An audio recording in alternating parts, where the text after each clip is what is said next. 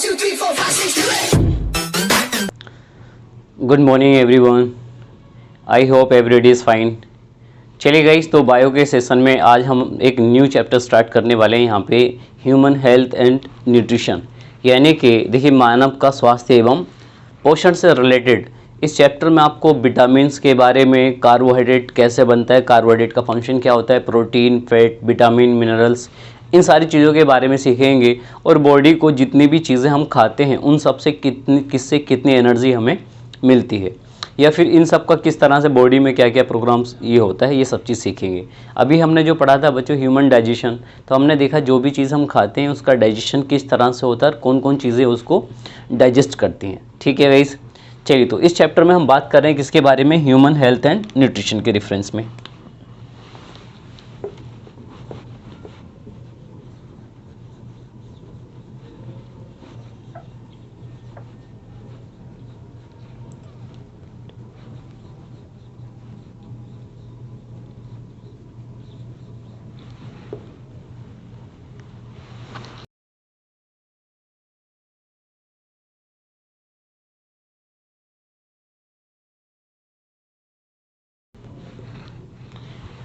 चलिए गाइस, तो हम बात करेंगे ह्यूमन हेल्थ एंड न्यूट्रिशन के रेफरेंस में मानव का स्वास्थ्य एवं पोषण। देखिए बहुत कॉम्प्लेक्स पार्ट है, लेकिन हम इसको बहुत ही इजी तरह से पढ़ने वाले हैं। चलिए गाइस, तो शुरुआत करते हैं आज के चैप्टर्स के रिगार्डिंग्स में। तो हम बात करें जनरल, देखिए चैप्टर का नाम है बच्चे ह्यूमन हेल्थ, यानी कि हम किसके हेल्थ के बारे में बात चली, ह्यूमन बींग्स के बारे में।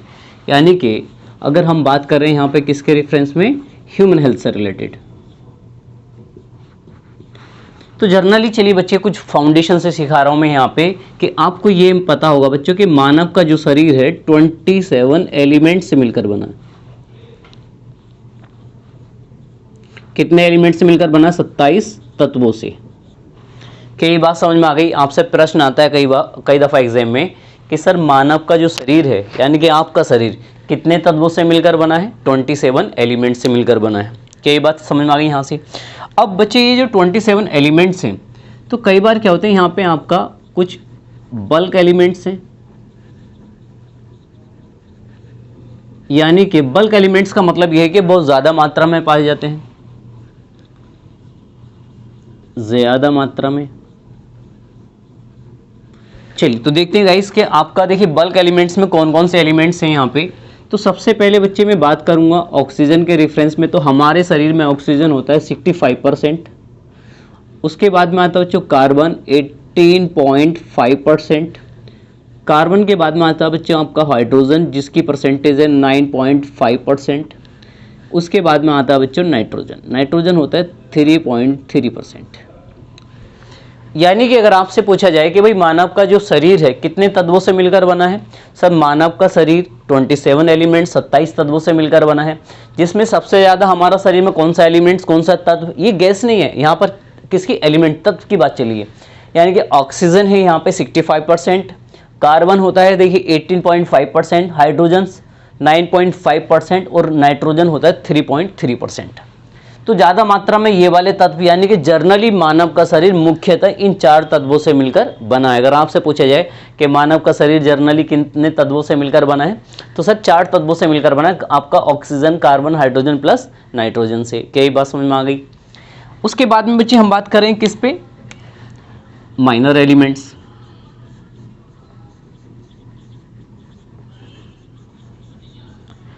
अगर आप बात करेंगे किसके रेफरेंस में बच्चों, माइनर एलिमेंट्स का मतलब होता है कम मात्रा में।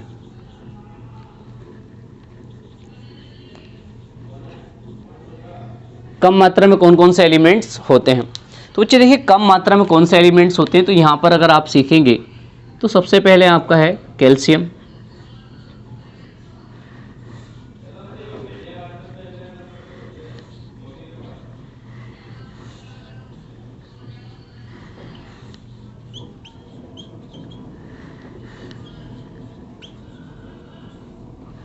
चलिए इनकी परसेंटेज देख लेते हैं हम। कैल्शियम होता है बच्चों 1.50%। फॉस्फोरस, पी का मतलब है फॉस्फोरस, फॉस्फोरस होता है गाइस 1.0%। पोटेशियम, के का मतलब यहाँ पे क्या लिखा है, आप हिंदी में चाहें तो लिख सकते हैं पोटेशियम, पोटेशियम, तो पोटेशियम होता है बच्चों यहाँ पे 0.40%। ये है सल्फर, सल्फर होता है बच्चों 0.3% यानी कि 30। क्लोरीन का होता है बच्चों 0.20%। सोडियम Na किसका होता है बच्चों, सोडियम, तो सोडियम होता है आपका 0.2% यानी कि 20%।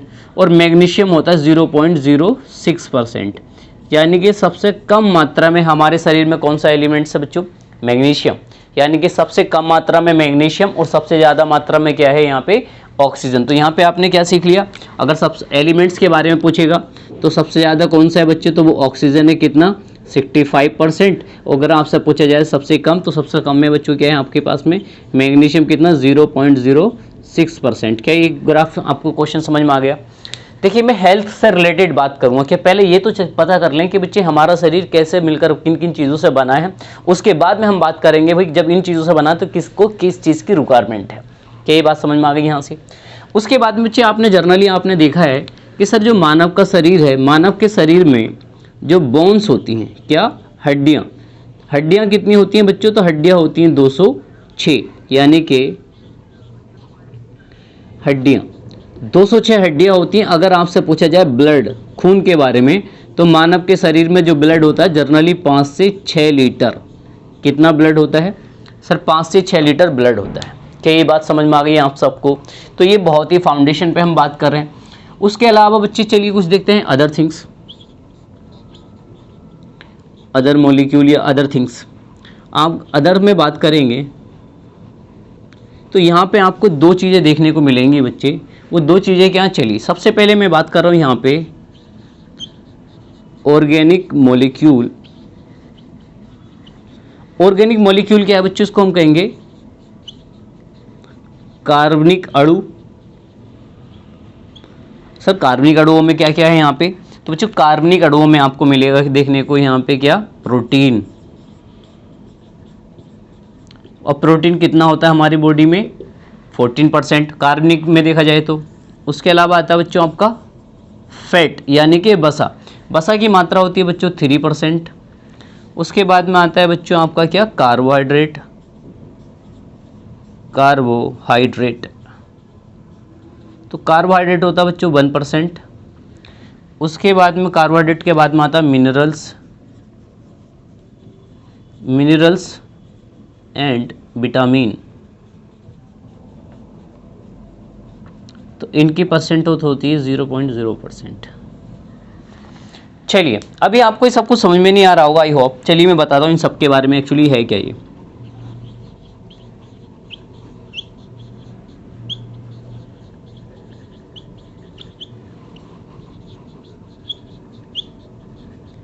अकार्बनिक अणु, अकार्बनिक अणुओं में बच्चे होता है यहाँ पे वाटर, यानी कि पानी। और बच्चों पानी की जो परसेंटेज होती है बच्चों, तो पानी की परसेंटेज होती है यहाँ पे कितना, 55 से लेकर 65 तक होती है, या फिर आप समझ लेंगे 60 से 70%। चलो अब यहाँ पे बात समझो, मैं बात कर रहा हूँ बच्चे कि मानव स्वास्थ्य एवं पोषण के रेफरेंस में। इससे आपको क्या सीखना है यहाँ पे कि सर ह्यूमन हेल्थ और न्यूट्रिशन जो हम यूनिट पढ़ने के लिए जा रहे हैं, पहले मैं ह्यूमन बॉडी के रेफरेंस में समझा दूं कि जो मानव का शरीर है उसका कंपोजिशन, यानी कि मानव का शरीर कैसे बना है। तो मानव का शरीर 27 तत्वों से मिलकर बना है। आपसे पूछा जाएगा कि सर मानव का शरीर कितने तत्वों से मिलकर बना है, 27 एलिमेंट से मिलकर बना है। इन 27 तत्वों में सबसे ज़्यादा तत्व कौन कौन से पाए जाते हैं, oxygen, carbon, hydrogen plus nitrogen पाया जाता है। अगर माइनर एलिमेंट्स में यानी कि सबसे कम, तो सबसे कम आपका calcium, phosphorus, potassium, sulphur, chlorine, sodium और मैग्नीशियम, ये वाले एलिमेंट्स पाए जाते हैं, जिसमें आपका ऑक्सीजन सबसे ज़्यादा मात्रा में हमारी बॉडी की बनावट में और मैग्नीशियम सबसे कम। और हमारे शरीर के अंदर आपको 206 हड्डियाँ मिलेंगी। अगर ब्लड की बात करेंगे तो 5 से 6 लीटर हमारा ब्लड ही होता है, ठीक है बच्चे। उसके बाद में हमारा शरीर कार्बनिक और अकार्बनिक अणुओं से भी मिलकर बना है। तो हमारे शरीर के अंदर, हमारे शरीर का जितना भी भार है ना, जितना भी आपका शरीर है, उसके वजन में टोटल जर्नली अगर आप देखा जाए तो अकार्बनिक में कितना पाया जा रहा है, वाटर हमारे बॉडी में। यानी कि बात है कार्बनिक और अकार्बनिकों में वाटर की परसेंटेज कितना होती है, 55 से 65%। और जबकि अगर आप कार्बनिक अणुओं के बारे में बात करेंगे तो जो कार्बनिक अणुओं में क्या हो रहा है, ऐसा मान लीजिए ये इन सबको मिलाकर 100 करना है। कभी आप इनको देखिए, वो अलग परसेंटेज हो गई, ये अलग है। ऐसा मान लीजिए कार्बनिक व कार्बनिक मिलाकर 100%, तो जिसमें से 67% तो आपका क्या पाया जा रहा है, वाटर ही पाया जा रहा है। बाकी में आपका क्या जनरली प्रोटीन है, फैट है, कार्बोहाइड्रेट है, मिनरल्स और विटामिन, खनिज और विटामिन।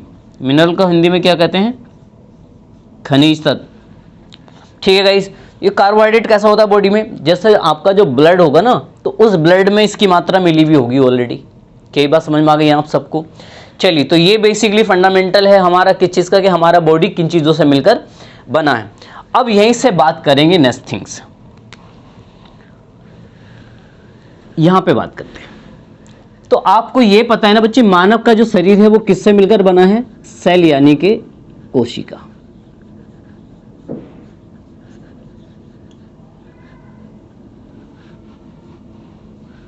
क्या ये बात सभी को मालूम है? सर मानव का शरीर किस चीज से मिलकर बना होता है बच्चों, सेल यानी कि कोशिका से बना होता है।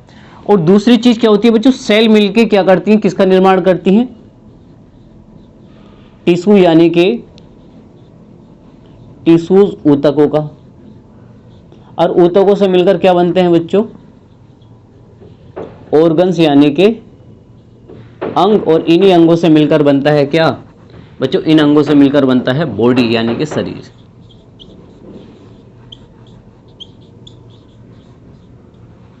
क्या ये बात समझ में आ गई आपको? आपने क्या सीखा यहाँ से, सर ये सारी चीज़ें मिलकर किसका निर्माण कर रही हैं, हमारे शरीर का निर्माण कर रही हैं। और जनरली अगर बेसिकली देखा जाए तो हमारा बॉडी किससे मिलकर बना है बच्चों, कोशिकाओं से। कोशिका मिलकर बनाती है टिश्यूज, और टिश्यू से मिलकर बने ऑर्गन, ऑर्गन से मिलकर बन गया क्या, हमारा शरीर। क्या ये बात समझ में आ गई? चलिए, अब बात है sir human health and nutrition का रिलेशन कैसे है। ह्यूमन हेल्थ और न्यूट्रिशन में अब यहाँ से देखिए कॉन्सेप्ट सीखना पड़ेगा। तो कॉन्सेप्ट यहाँ से ये है, तो ये जो आपका शरीर है इसको जीवित रखने के लिए हमारे इस बॉडी को क्या करना है, जिंदा भी तो रखना है आपके शरीर को। तो इस बॉडी को जीवित रखने के लिए क्या होता है बच्चों, हमारी सेल जो कोशिकाएं हैं इसमें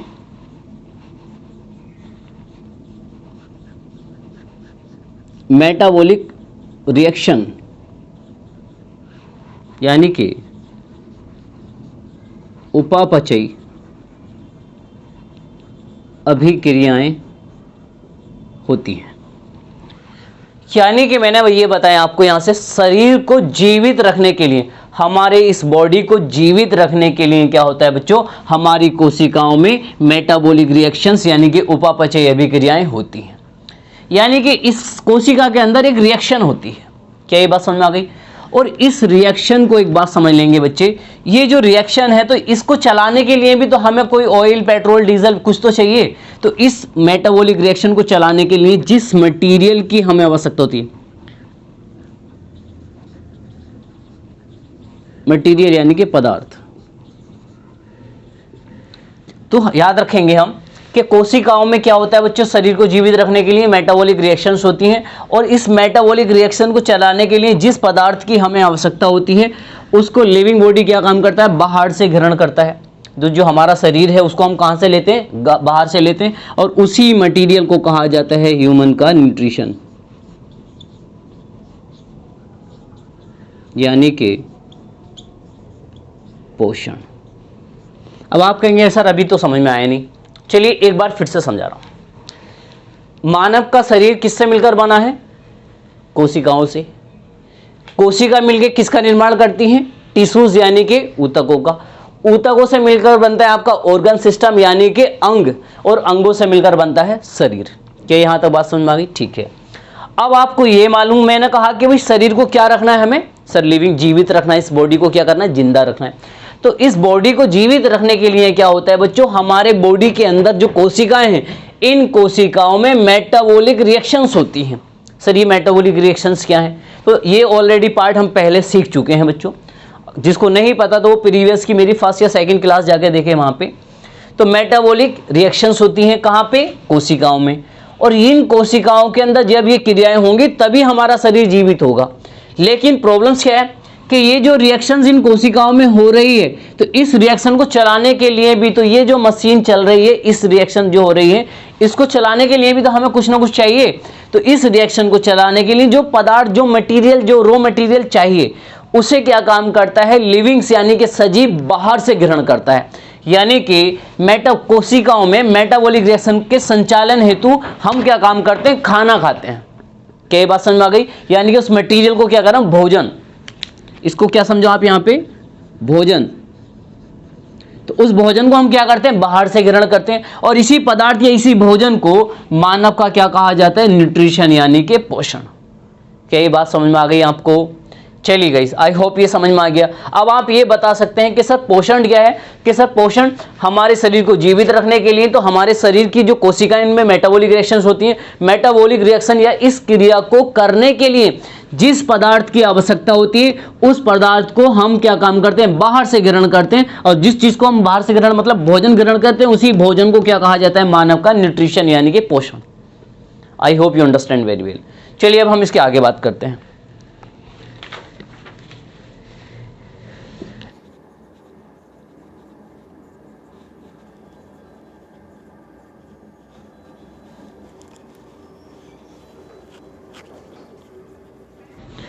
चलिए तो अब हम किस पे बात करने वाले हैं, न्यूट्रिशन के रेफरेंस में यानी कि पोषण के रेफरेंस में। सबसे पहले देखते हैं सर आपका न्यूट्रिशन है क्या। तो इसका मतलब है बच्चे, acquired energy by food stuff, यानी कि खाद्य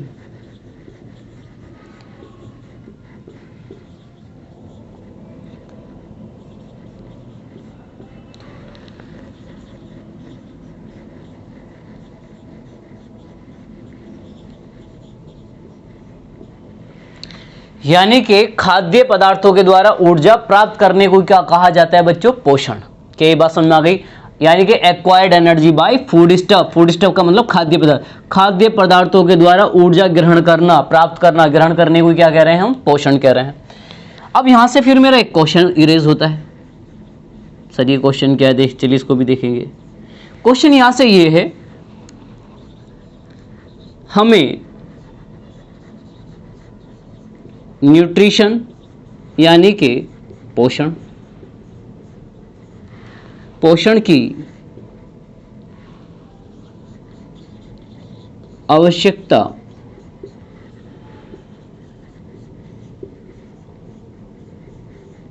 क्यों पड़ती है।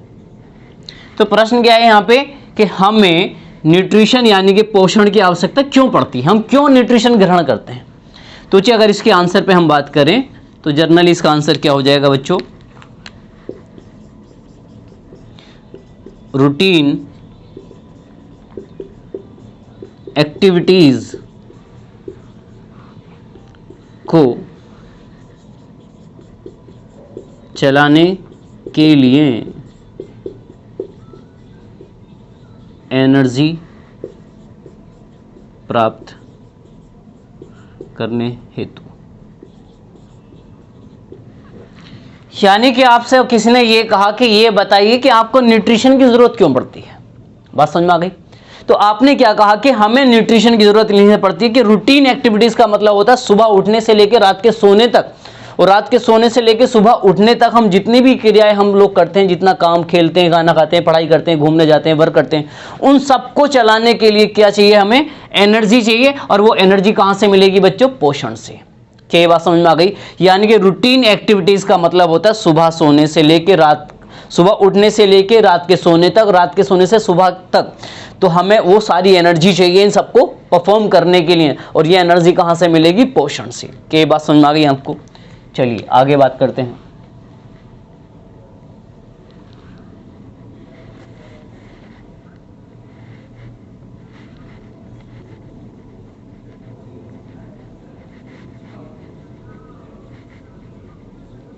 क्लासिफिकेशन यानी कि वर्गीकरण, ठीक। यानी कि मैं किसको डिवाइड कर रहा हूं बच्चे, न्यूट्रिशन यानी कि पोषण को, on the basis of consumption, वो भी किसके बेस पर, कंजप्शन के बेस पर। तो सबसे पहला मैं यहां बात कर रहा हूं proper nutrition. Sir proper nutrition किसको कहते हैं बच्चों, तो देखिए प्रॉपर न्यूट्रिशन कहते हैं हम इसको, हिंदी में कहेंगे सुपोषण। सुपोषण, क्या कहेंगे हम? सुपोषण। अब आपसे ये कई दफा मालूम किया गया भाई सुपोषण क्या होता है। बच्चे सुपोषण का मतलब यहां से ये है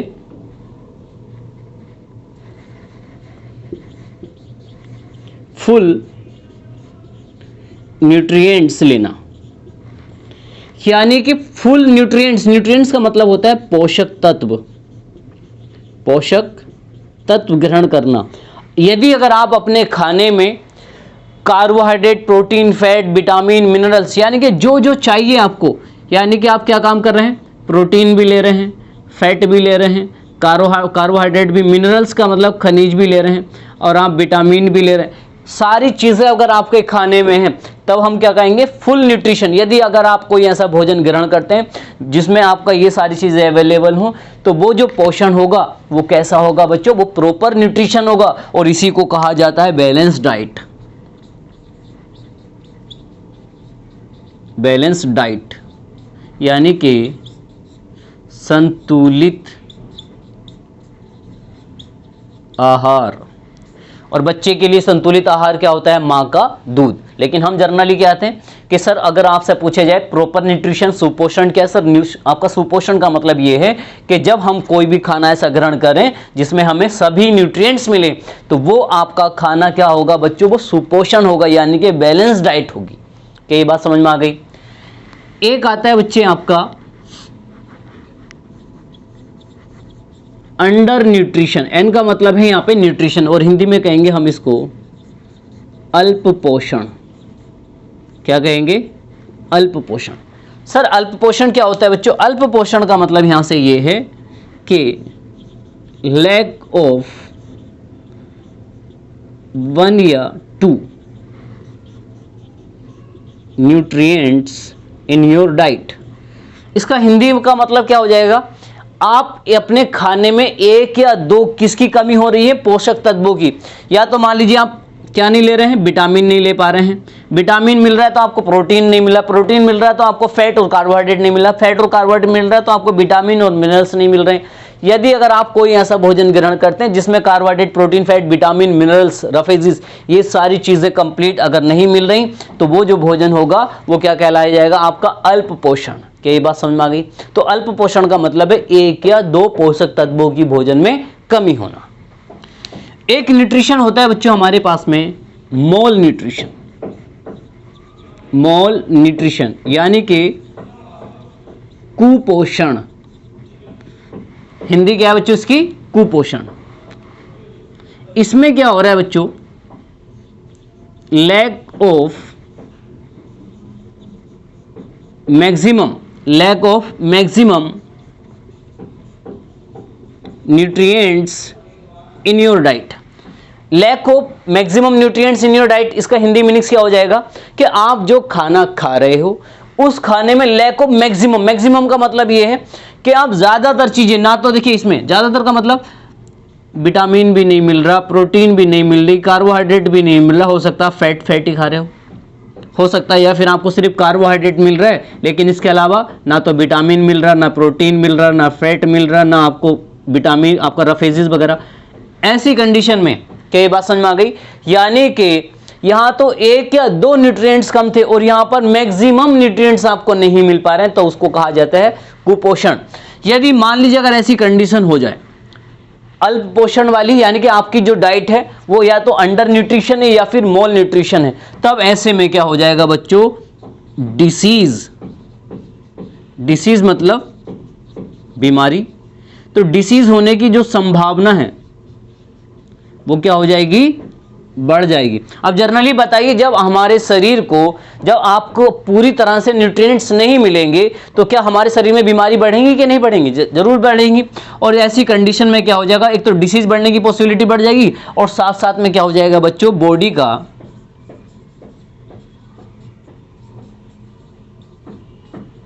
ग्रोथ एंड डेवलपमेंट, शरीर का विकास एवं वृद्धि, शरीर का विकास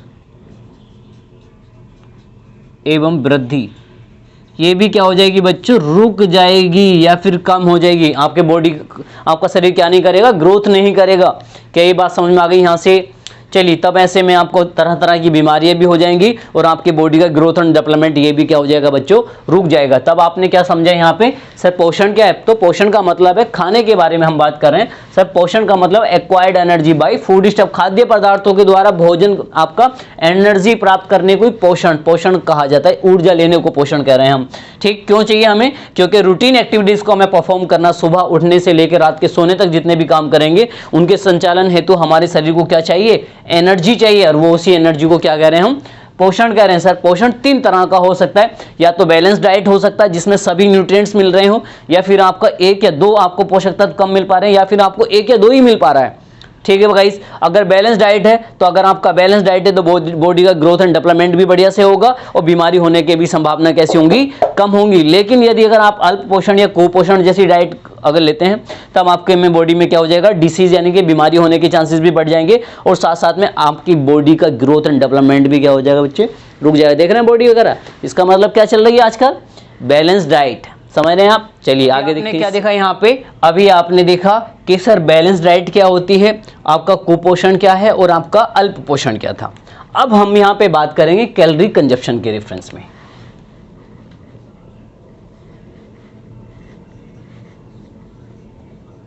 कैलोरी कंजप्शन, देखिए कैलोरी का मतलब है कैलोरीज।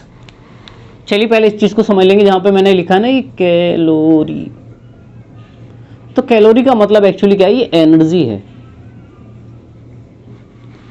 उदाहरण के तौर पे जैसे मैंने क्या कहा कि बच्चे हमारे शरीर को जो ऊर्जा चाहिए उसको हम किस में मेजर करते हैं, कैलोरी में मापते हैं। समझ में आया यहाँ से? तो कैलोरी क्या है सर, कैलोरी शरीर को जो ऊर्जा चाहिए उसको किस चीज में मेजर किया जाता है, मापा जाता है, कैलोरी में मापा जाता है। क्या बात समझ में आ गई यहाँ से?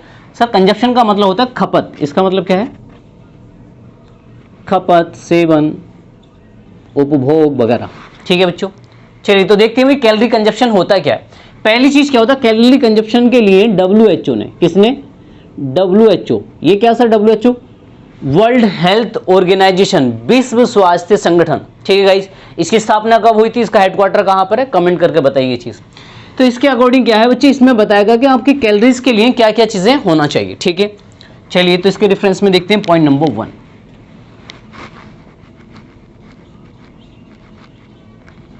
Nature of work.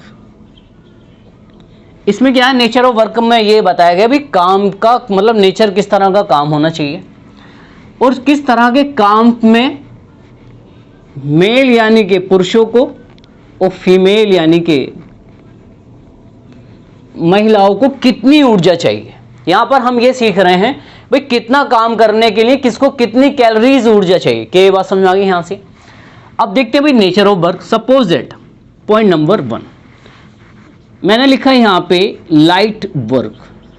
क्या लाइट का मतलब होता है हल्का फुल्का काम, जैसे दिन में आप सुबह को उठे, ब्रेकफास्ट वगैरह किया, दोस्तों के साथ गप्पे लड़ाने चले गए, घूमने चले गए, उसके बाद में कुछ आके घर पे पापा ऊपर ने डांटा, जाओ बेटा चारा वगैरह ले आओ, ले आए, मतलब नॉर्मल काम किया। अगर फीमेल है सुबह उठी महारानी 10 बजे, फिर उसके बाद में मम्मा से बोला चाय लेकर आओ, देन आफ्टर दैट उसके बाद में फिर नहाए धोए कपड़े पहने घूमने चले गए, आ गए सो गए, तो नॉर्मल काम, लाइट काम। बात समझ में आ गई यहाँ से? चलिए तो अगर कोई लाइट काम करता है, नो जर्नली जो हम डेली काम करते हैं नॉर्मल वर्क में, तो उसमें आपको अगर एक पुरुष है तो उसको कितनी ऊर्जा चाहिए। क्या ये बात समझ में आ गई? तो एक पुरुष को क्या था बच्चे, तो पुरुष को चाहिए गाइस कितना, देखिए पुरुषों को चाहिए आपका 2500 कैलोरीज नॉर्मल काम करने के लिए, जबकि उसी काम को करने के लिए फीमेल को कितना बच्चों 2100 कैलोरीज। सर ऐसा क्यों है?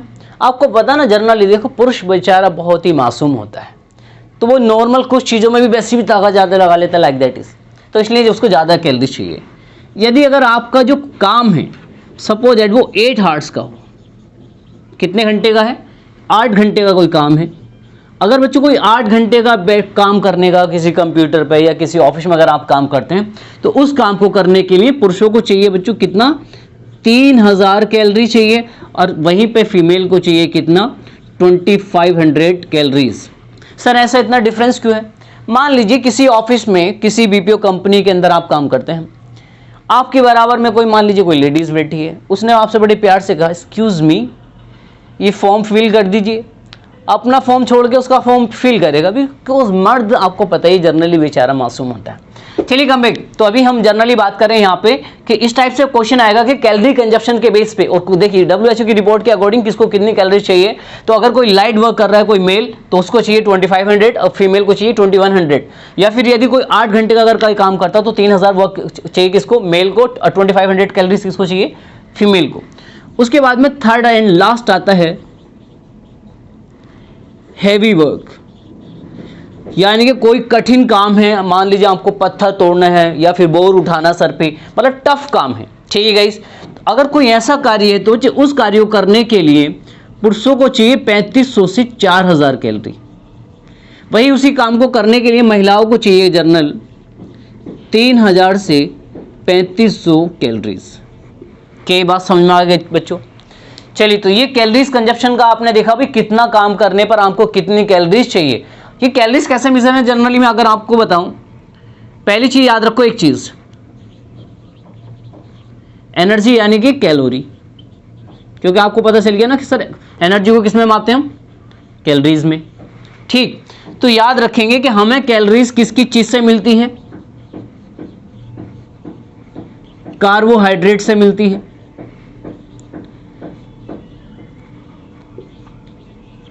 फैट से एनर्जी मिलती है, फैट यानी कि वसा से मिलती है, और प्रोटीन से। इन तीन के अलावा किसी से भी हमें कोई कैलोरीज नहीं मिलती।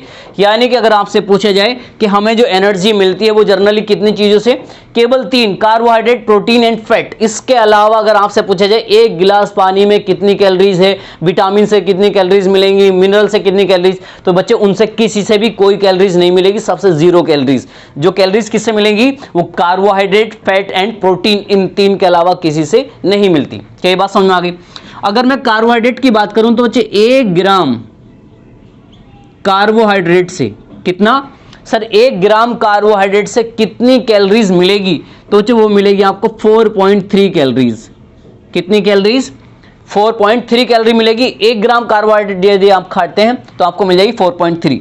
यदि अगर आप फैट की बात करें, 1 ग्राम फैट अगर आप लेते हैं बसा, तब आपको मिलेगी 9.3 कैलोरीज। कितना, यानी कि 1 ग्राम कार्बोहाइड्रेट से केवल 4.3 कैलोरीज मिलती है, जबकि 1 ग्राम किससे, 1 ग्राम वसा से मिलती है कितनी कैलोरीज, 9.3। वहीं बच्चे अगर मैं बात करूं किसके रेफरेंस में, प्रोटीन के, तो 1 ग्राम प्रोटीन से, किससे, प्रोटीन से आपको मिलेगी बच्चों कितना, 4.0 कैलोरीज। यानी कि तो ये तो किसके बेस पे बच्चों, ग्राम के बेस पे। अगर 1 ग्राम अगर आपके पास कार्बोहाइड्रेट है तो कितनी कैलोरी मिलेगी, यदि आपके पास में 1 ग्राम बस है तो कितनी कैलोरीज मिलेगी, 1 ग्राम अगर आपके पास प्रोटीन है तो कितनी कैलोरीज मिलेगी। क्या बात समझ में आ गई? जबकि होता क्या है बच्चे, मान लीजिए हमारे बॉडी को, यहां ध्यान से देखेंगे, हमारे बॉडी को जितनी भी एनर्जी चाहिए, जितनी भी आपकी कैलोरीज चाहिए,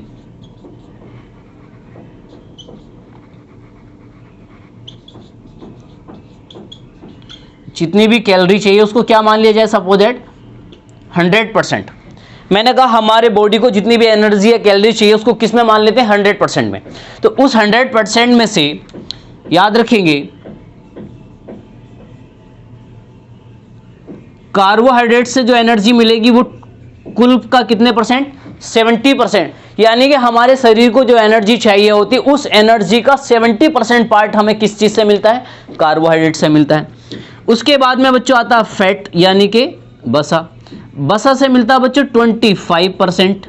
और फिर आता तीसरे नंबर पे क्या, प्रोटीन। और बच्चों प्रोटीन से कितनी कैलोरीज मिलती है, 5%। इस तरह से कितना हो जाएगा, 100%।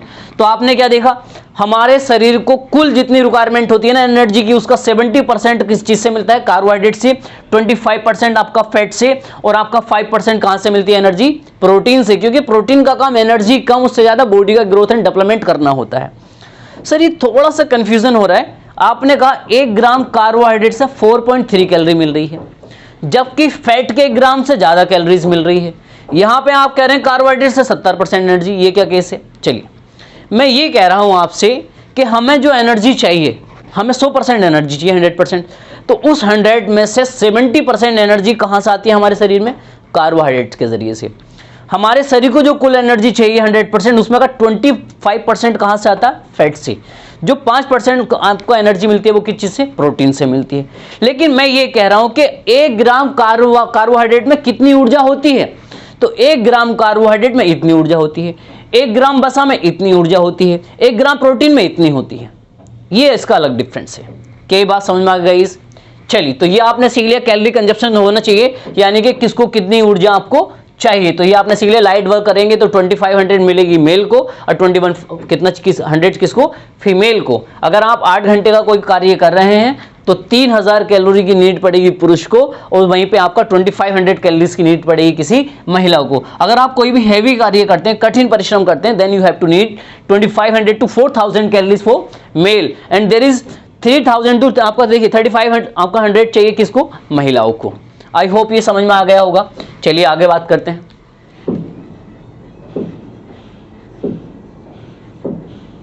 Method of nutrition. चलिए गाइस, मेथड ऑफ न्यूट्रिशन का अगर देखा जाए कि सर ये मेथड ऑफ न्यूट्रिशन क्या है, कि हम जनरली ये देखने वाले हैं कि भाई किस तरह से किसका न्यूट्रिशन में क्या है। नंबर 1, हमारे पास में 2 टाइप्स के लिविंग्स को हमने 2 कैटेगरी में रखा है। एक होते हैं ऑटोट्रोफिक और एक है हमारे पास में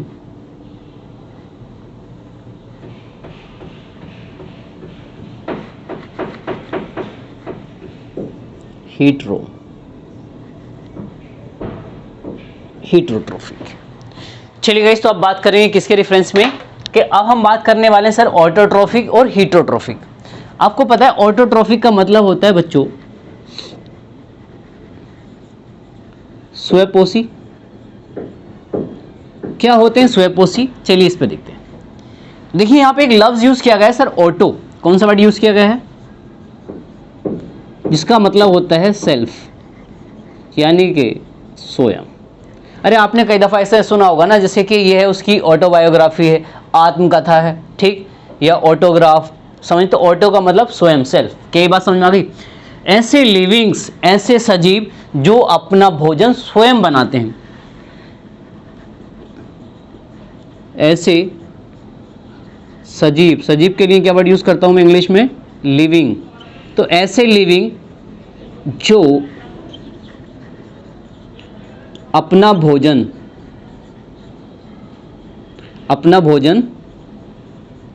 स्वयं बनाते हों, उनको कहा जाता है क्या बच्चों? स्वयंपोषी। यानी कि अब मैं आपको ये देखिए, आपका मेथड ऑफ न्यूट्रिशन किस लिए पढ़ना ज़रूरी है? हमें ये तो पता चलना चाहिए ना भाई किसको कैसा न्यूट्रिशन चाहिए। जैसे हम खाना बनाते हैं, उसके बाद में फिर खाने को खाते हैं, लेकिन आपके पास में जो ऑटोट्रोफिक होते हैं, जो स्वयंपोषी हैं, ऑटोट्रोफी यानी कि स्वयंपोषी, ऐसे सजीव जो अपना भोजन स्वयं बनाते हैं। और इसमें क्या आता है बच्चों? इसका उदाहरण है आपका plant kingdom. Plant kingdom, Hindi में कहेंगे पादप जगत, और ये ना समझ में आए तो याद रख लो पेड़ पौधे। तो आपने क्या देखा है कि बच्चे पेड़ पौधे अपना भोजन कैसे करते हैं? स्वयं बनाते हैं। अब स्वयं तो बनाते हैं, लेकिन कैसे? तो आपने ये भी तो पढ़ा होगा सर, एक प्रोसेस होती है फोटोसिंथेसिस प्रोसेस। इस प्रोसेस का नाम सुना होगा आपने, हिंदी में कहेंगे इसको हम प्रकाश संश्लेषण क्रिया। यानी कि सर जितने भी पेड़ पौधे हैं बच्चों, वो प्रकाश संश्लेषण की क्रिया के द्वारा अपना भोजन ग्रहण करते हैं। तो हम इनके आपका देखिए, इनके अंदर तो हम किसकी बात नहीं कर रहे हैं, इनके न्यूट्रिशन की बात कर नहीं रहे हैं। चलिए मैं एक काम करूंगा, अलग से एक वीडियो बनाऊंगा किस पे, फोटोसिंथेसिस प्रोसेस किस तरह से पेड़ पौधे अपना भोजन बनाते हैं। लेकिन अभी हमने जो यूनिट स्टार्ट किया था वो ह्यूमन हेल्थ एंड न्यूट्रिशन था, ठीक। चलिए मैं इसमें हाल फिलहाल में आज या कल में एक वीडियो बनाऊंगा किस पे, फोटोसिंथेसिस की पूरी डिटेल में आपको समझा दूंगा। अब हम किस पे बात कर रहे हैं बच्चों? हीटरोट्रोफिक पे। हीटरोट्रोफिक का मतलब होता है बच्चों परपोषी। अब परपोसिचुअली इसमें समझ लेंगे। तो यहाँ पे एक लफ्ज यूज किया गया है, कौन सा? हीट्रो का मतलब होता है अदर्स, यानी कि दूसरों पर।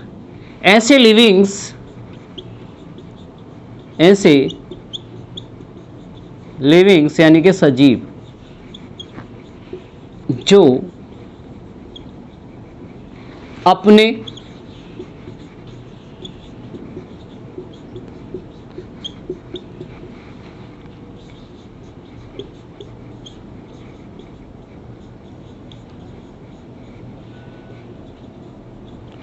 निर्भर हों, यानी कि ऐसे लिविंग जो अपने भोजन के लिए क्या हो बच्चों? दूसरों पर निर्भर हों।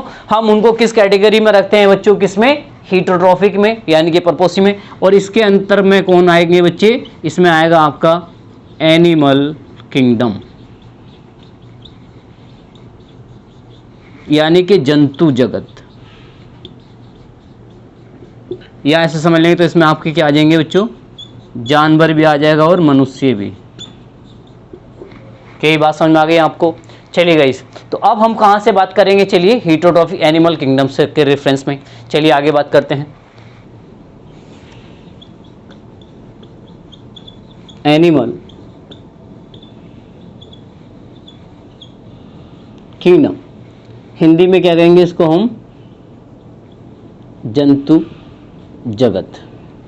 चलिए गाइस, थोड़ा इस पे डिटेल लेकर पढ़ते हैं जरा। पहले हम देखिए इसमें डिवाइड करते हैं जनरली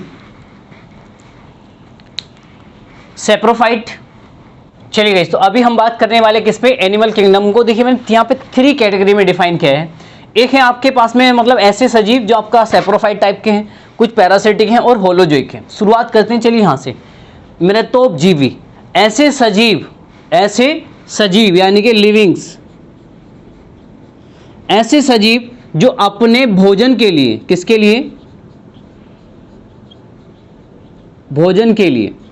ऐसे सजीव जो अपने भोजन के लिए नॉन लिविंग यानी कि किस पर निर्भर हों बच्चों? निर्जीव पर।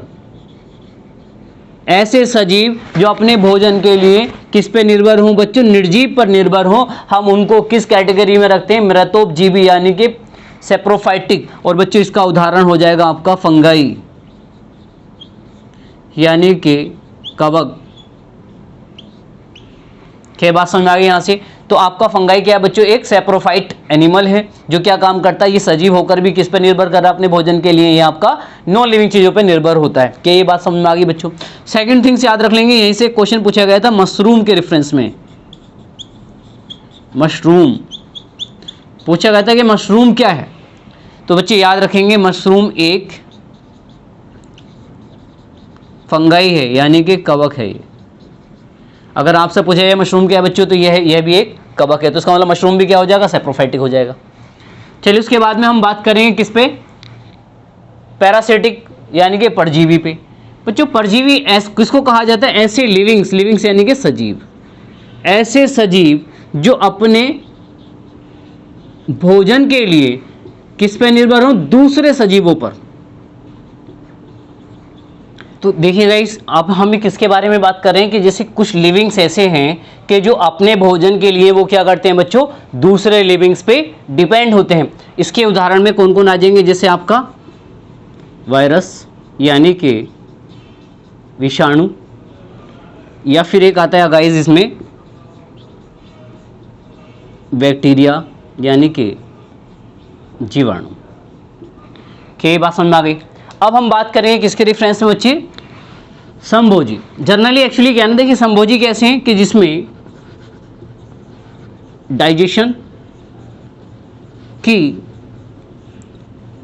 प्रोसेस को फॉलो किया जाता हो और साथ साथ में भोजन मुंह से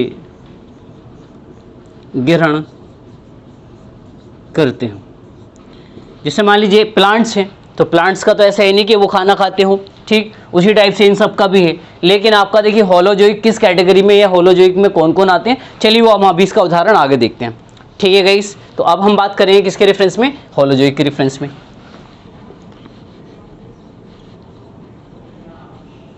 होलोजिक का मतलब था बच्चों समभोजी। चलिए गाइस, तो अब इसको आगे चल के हम क्या करें, इसको मैं डिवाइड कर रहा हूँ, कितने पार्ट में इसको हम डिवाइड कर सकते हैं। चलिए नंबर 1, तो चलिए गाइस देखिए अभी हमने डिवाइड कर लिया किसमें, होलोजोइक को 4 पार्ट्स में, यानी कि समभोजियों को। जैसे जनरली सबसे पहले क्या आता है आपका, हर्बीवोरस भी किसमें आ रहा है बच्चे, ये भी आपका होलोजोइक है। शाकाहारी जैसे उदाहरण के तौर पे आपका रैबिट यानी कि खरगोश। जनरली आप सभी समझते शाकाहारी में कौन कौन है, जो आपका केवल देखिए वेज खाते हो। मांसाहारी उदाहरण के तौर पे जैसे सबसे बड़ा मांसाहारी आपका लायन यानी कि शेर। सर्वाहारी में तो आप लोग आते ही हैं ह्यूमन यानी कि मानव। अब बात करेंगे किसके रेफरेंस में गाइस, अब क्या I am talking about scavenger, यानी कि अपमार्जक क्या होते हैं।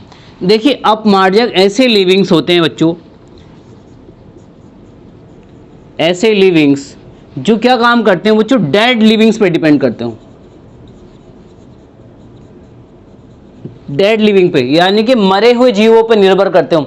ऐसे सजीव जो मरे हुए जीवों पर निर्भर करेंगे उनको किस कैटेगरी में रखा जाता है बच्चों, अपमार्जक। इसका उदाहरण हो जाएगा जैसे वल्चर यानी कि गिद्ध।